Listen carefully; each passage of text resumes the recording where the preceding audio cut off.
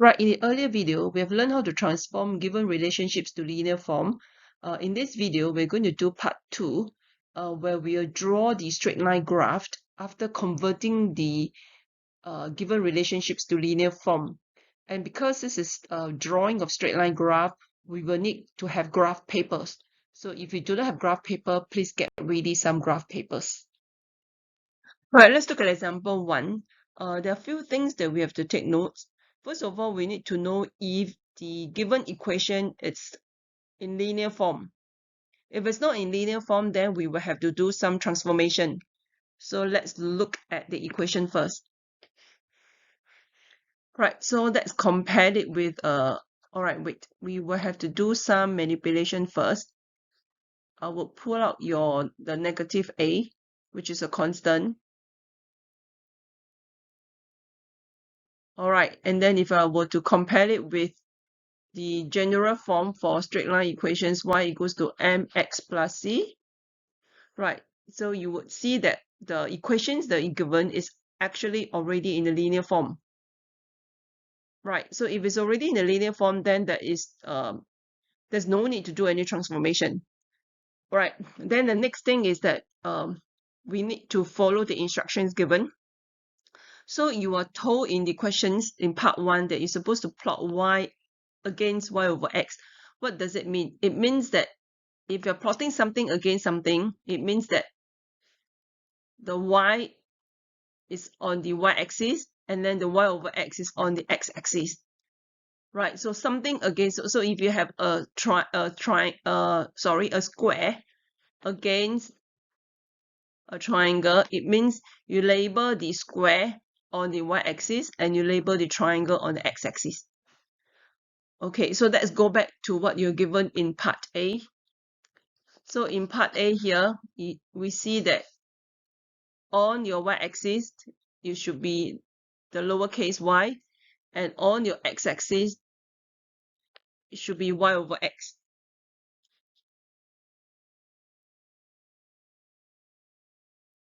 Okay, so this is the first understanding. So if you were to look at the table that is given to you, the values given, it's the values for x and the value for y. Right, there is no value for y over x. As the result, you will need to form a new table. You need to form a new table using the existing table to generate data for y over x. Right, which I will show you in the next slide. All right, so from the earlier slide, we mentioned that we need to construct a new table because you're not given, you're plotting you're plotting y against y over x. So you need data for y over x. So where do you get the data for y over x? So from the original table, you just take the values of y, divide by the value of x from the same column, that will gives you the values for y over x. Okay, so if you do it for every column, this is how you will look like the new table. All right, so we're talking about drawing a straight line graph. So of course you need graph paper. Right, and then you will need to label your x and the y-axis correctly. So on the y-axis will be labeled as, on the x-axis will be labeled as y over x. On the y-axis will be labeled as y. So in the questions, you're given that the scale, in the questions, the scale is given. In most questions, the scale is not given. But in this case, it's given to you. You're asked to use 2 cm to represent 1 unit on both axes. So how do you know how much is 2 cm? So after drawing your x and y axis, you just use the ruler to measure 2 cm from the origin. So every 2 cm is 1 unit. But here, of course, I can't really show you 2 cm because I'm using quite a small graph paper. So I'm just using 2 square to represent 2 cm, 1 square, 1 cm.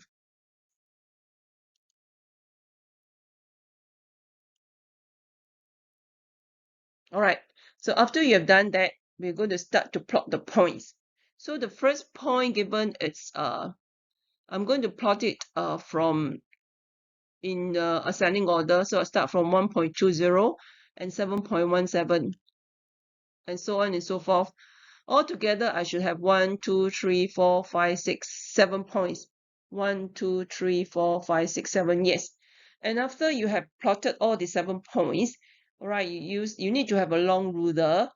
Okay, why need a long ruler? Because then you need to get the best fit. Okay, the line must pass through as many points as possible. Right, and something very important is in this sort of questions, in linear graph questions, you're usually asked to find the y-intercept value most of the time. So therefore, the straight line that you've drawn must surely pass through your y-axis. You must make sure, all right, you have to make sure that the line that you have drawn must pass through the y-axis.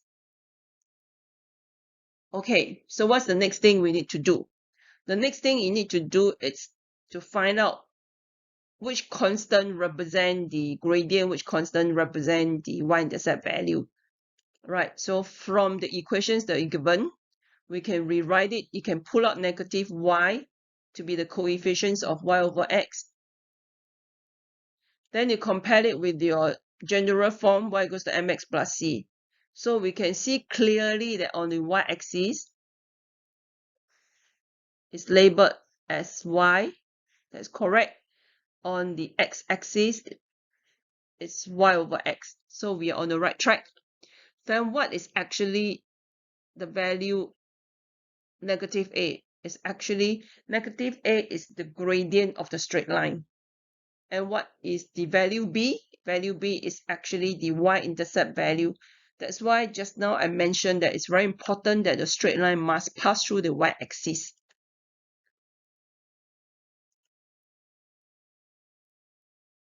All right, so from the graph, you can see quite clearly, that the y-intercept value is 9. So hence b is equals to 9.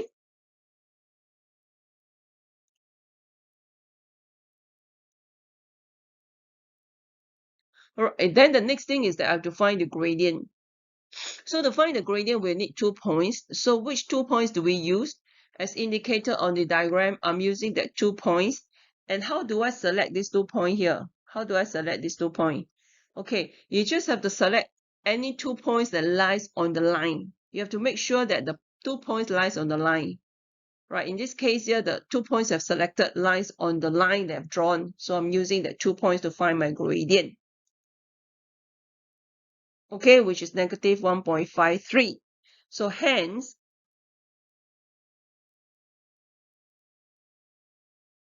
negative a is equals to gradient, which is negative 1.53. So therefore, my values of a is 1.53. All right, so this is part 2 of the questions. A part 2. So we have done A part 2, we have done A part 1. So there's still a second part to the questions. The second part is we need to draw another straight line, and then we need to find the intersection point. So which straight line do I need to draw? All right, so if you look at the questions, the equations you're given, surely this is not a straight line because there's no constant. Remember, to have a straight line, to have a linear form, right, you need to have a constant there. So there's no constant. It's all variables. X times y, there's a variable, y is a variable. 4 times x is also a combination of a constant and a variable, so it's still not a constant. Right, so what do I need to do to get a linear form? Right, so I need to conform, you see, the straight line that, the linear line that I am getting must conform to this one here. Means I must get y on the y-axis and I must get y over x on the x-axis. So to do that, what do you think is the next best thing to do to get y on the y-axis and to get y over x on the x-axis? Yes, you just divide every term by x throughout. Okay, and then you end up you getting y equals to y over x plus 4. So that will be your y equals to mx plus c. Right, so now we know that that is the linear line that we need to draw, we need points, right? So where am I getting the points? So you will need to generate your own points. You need to generate own points. So how do you generate own points? You just give random values for y over x. Okay, give random values for y over x. So in this case here, I let y over x be 1. You can let y over x be 0. If y over x is 0, right, if y over x is equal to 0, you sub into this equation here, you have y equals to 4. That will be 1 point. Okay, but I choose y over x to be 1. So when I sub y over x to be 1, 1 plus 4 gives you 5 for the values of y. And when I sub y over x to be 2, 2 plus 4 give you 6, which is the value for y. So having 2 points here, I can just go ahead and draw my straight line. All right, so you see that these two straight lines will intersect at that point there. And from there, you can read off. Okay, wait, let me erase off this first. Right, so from there, you can read off your y over x. This value here, your y over x. From here, you can use dotted line. Use a ruler to guide you, dotted line. Okay, from there, you can read your y over x to be 1.9. And then your y value, use dotted line also. Use ruler and use a ruler to draw your dotted line, okay? You will get 5.9. Right, so how do you find the values of x? You just substitute your y to be 5.9 over x equals to 1.9. You just do a cross multiply, and then that's how you get x equals to 3.11, which is what the questions require you to find.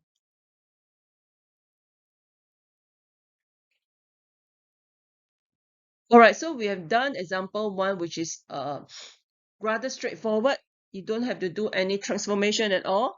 You just need to generate a new table and then find your y-intercept value and your gradient. In this example 2, it's a little bit more challenging because you need to do some transformation, right? Because the equations given to you is definitely not in linear form. However, you can still do the first part quite easily because the first part you are told to plot log r against log x. Log r against log v. Right, so you're given v, you're given r, so you just need to generate a new table, okay, to get the values of log r and then log v. So how do you do that? You just use a calculator. Let's look at the first value. The first value of b is 10, so you just press log 10 on your calculator and you will get 1. And then you just press log 102, you get 2.01. Okay, so this is how you generate a new table, which I'm going to show you at the next slide. Right, then in part 2, again, you ask to find the values of k and beta. Most likely, these two are the y-intercept and the gradient. And then part 3, using the values you have found for your gradient and the y-intercept value, you can just substitute into the equations to find the values of r when v is 10 meters per second. All right. Okay, so like what we have mentioned earlier, we need to generate another new table for log r and log v. So this is how the new table will look like. So on the x-axis, it will be labeled log v. On the y-axis, it will be labeled log r. So there are 1, 2, 3, 4, 5 sets of points. So in this example here, the scale is not given to you. So you have to decide on the appropriate scale to use. So I would advise you not to use very difficult scale. Difficult scale means like using 2.5 cm as one unit or 3 cm. Try to use like 2 cm as one unit, 4 cm as one unit. try not to use 2.5, 1.5, or 1.75 as one unit.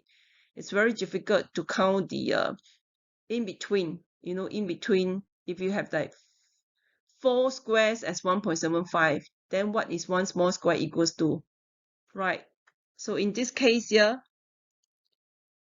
I choose to have 1, 2, 3, 4, 5 small square at 0.5 units. For the x-axis, 1, 2, 3, 4, 5 small squares as 1 unit for the y-axis. Right, so you plot all the 5 sets of points, draw them using a straight line. Make sure that the straight line passes through your y-axis. In this case here, your y-axis is labeled as log R. All right, so what do we need to do? So that is part 1. Part 1 done already. You have drawn your graphs already. So part 2, we need to find the values of R and V. So like what we have mentioned earlier, what you're given is not a linear form, right? So if you were to recall what we have done in part A or part 1, transforming given relationships to linear form, in this case here, what is the technique that we use? Can you remember? Right, we bring LG to both sides. Anyway, if you're not too sure, the hint is already given to you here. All right, it's already given to you in the questions. You are plotting log R against log V. So that gives you an idea that you have to bring log to both sides. Right, then you apply your product law here. Right, and here you apply your power law. Then you compare it with your y equals to mx plus c. So we see that your beta, it's actually the gradient that you need to find. And your log k is your y-intercept value. That's the reason why it's very important that the straight line must pass through the y-axis. So from here, we can see that the y-intercept value is 0.5, which is the value for log k. Right, so LG is common log, which is log base 10. So if you convert it to index form, this is called logarithmic form. This is logarithmic form. Convert to index form will be 10 to the power of 0.5 equals to k, and that is roughly 3.16. That will be the value of k, which you're required to find in the questions. Then the next thing is to find your beta, which is your gradient. So the steps to do is the same as what we've done earlier on. We identify 2 points that lies on the straight line. So these are the 2 points that I'm using. Any 2 points, just make sure they lies on the straight line. All right, so the gradient is 1.60, which is the values of beta. Right, so what is part 2? What is part 3? Part 3 is to find the values of R, find the resistance, the values for the resistance when the speed is 10 meters per second. So you just have to substitute the values of K, beta, and V into the given equation here. In this case here, there's no need to use the graph anymore. You just sub all the relevant values into R equals to KV to the power beta, and you get your resistance to be 126 newtons to the nearest 100.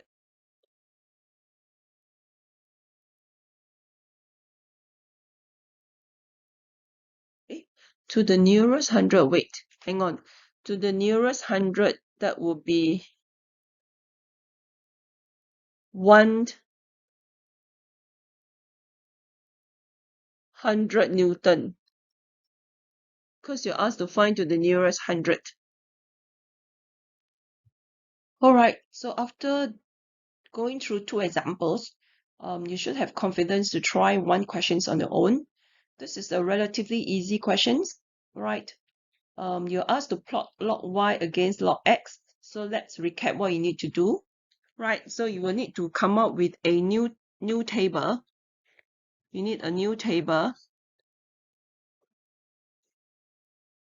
with you're plotting log y against log x. So it means on the y-axis, it will be labeled log y. Then on the x-axis, it will be labeled log x. So you need data for log y, data for log x. So I'm going to show you how to do the first one. So the first one, you just look at this first column here.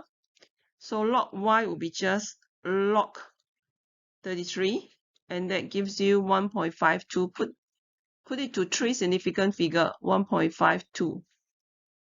And then log x will be just log 2, which is a 0.301. Okay, and then you can go on to do for the remaining 3 sets of data. And then the scales is given to you, so you follow the scale. 1 cm, use a ruler to measure how much is 1 cm. Right, and from there you ask to estimate the values of k and n. Right, so from the equations you're given a non-linear form, so we need to convert it into a linear form. All right, so the heat is already given to you. You just have to bring log to both sides. All right, apply the the product law.